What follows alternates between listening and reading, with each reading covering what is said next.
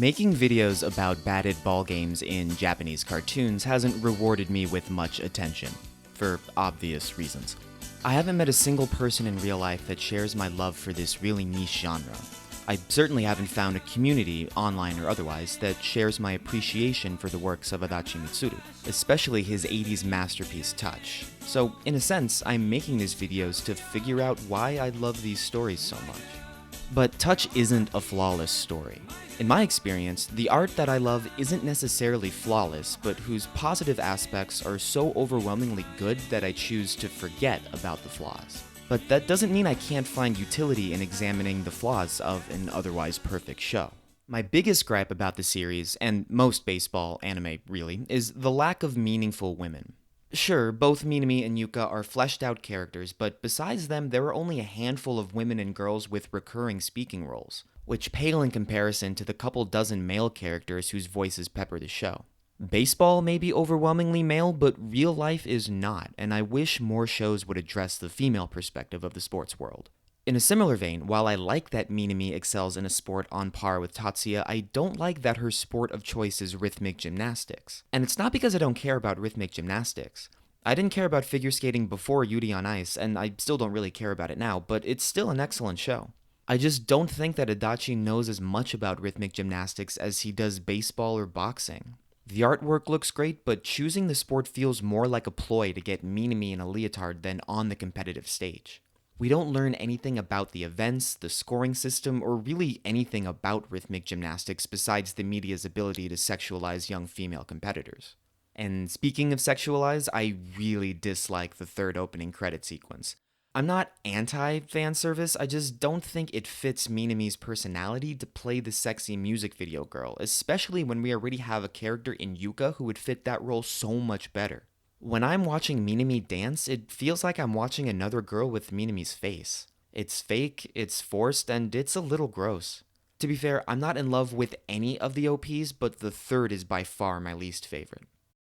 One of the best things about Touch is how natural and likable most of the characters are, but there is one character I dislike, and it's not any of the antagonists. You're supposed to hate the bad guys, and in a way they'd be ineffective characters if you didn't hate them. But the ones I'm not supposed to hate but do anyway, like Matsuda and Kotaro, are the ones that get on my nerves. Kotaro is gluttonous, possessive, and petulant, and he doesn't improve throughout the series, he just becomes less annoying.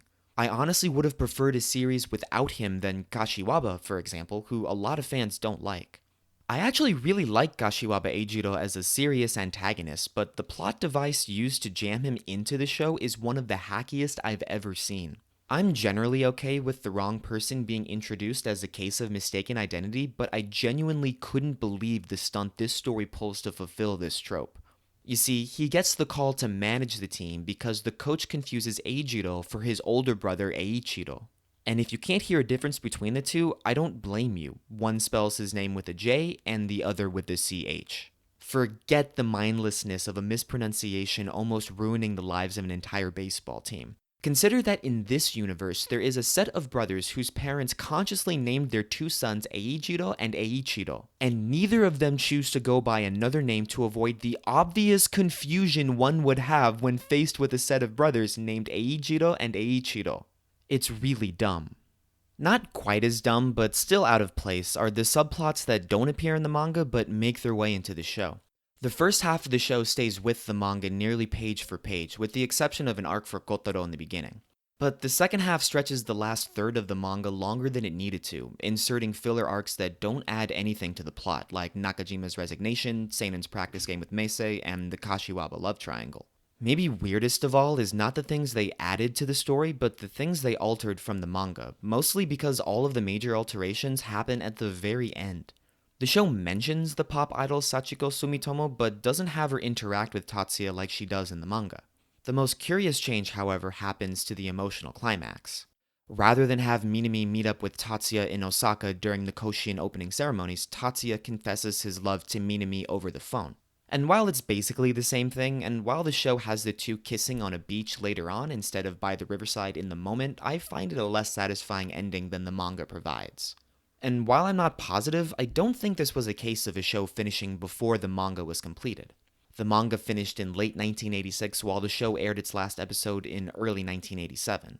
It's entirely possible that the show's production schedule required everything to wrap up before Adachi finished the manga.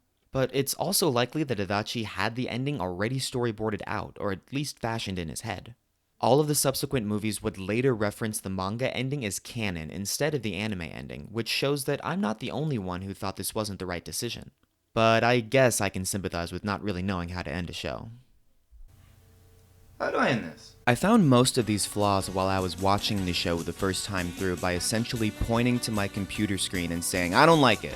But only by challenging myself to identify why exactly I didn't like these plot devices and characterizations could I figure out why they bothered me so much. I've done this with other shows too.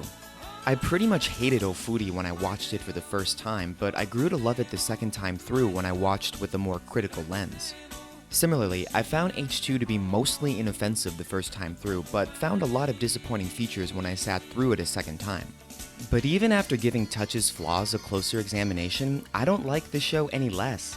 If anything, it may testify to the show's greatness that I can look directly at its bad parts and still think it's a 10 out of 10 masterpiece. And if that isn't a loving recommendation for a show, I don't know what is. Go watch Touch, it's beautiful.